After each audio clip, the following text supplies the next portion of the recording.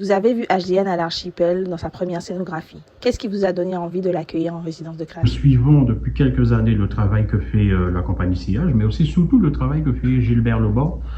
Et dans cette nouvelle écriture et cette singularité qu'il souhaite donner au théâtre guadeloupéen et plus largement au théâtre caribéen. Et donc cette singularité nous plaît, et ce travail de recherche et ce travail sur l'art dramatique nous plaît. Donc c'était tout à fait naturel que nous nous inscrivons dans cette coproduction et dans l'accueil de cette résidence, pour permettre à cette compagnie et à cette pièce de pouvoir s'épanouir et donner cette singularité qui nous est très chère dans l'art dramatique guadeloupéen.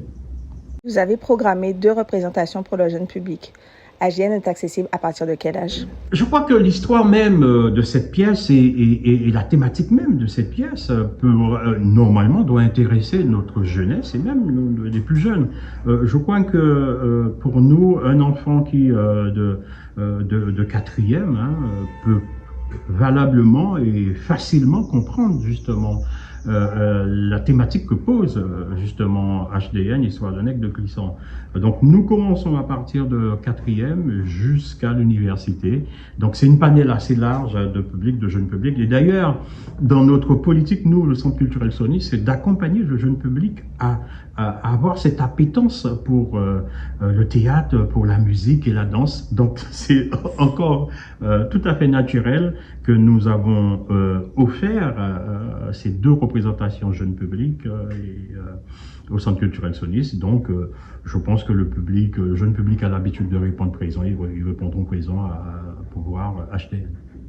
Pourquoi le public doit-il absolument voir la pièce? En tant que directeur du Centre culturel Sonis, j'invite ce public à venir, le public guadeloupéen, à venir voir cette pièce, cette magnifique pièce. Et puis, il y a une nouvelle forme qui s'est créée. Nous sommes dans le Laronde qui est cet espace sacré, cet espace où l'art prend naissance, où les émotions prennent naissance, cet espace qui nous est cher, nous Guadeloupéens, d'être dans ce Lacou, dans ce Laronde. Et je crois que nous allons découvrir une forme théâtrale qui est en train de naître, qui est en train de se poser sur le territoire, cette forme qui est chère à Gilbert Lebord, et dans cette direction où le mélange du public et de la scène, mais la scène se déplace, cette création lumière, cette création sonore, cette atmosphère, on est au milieu,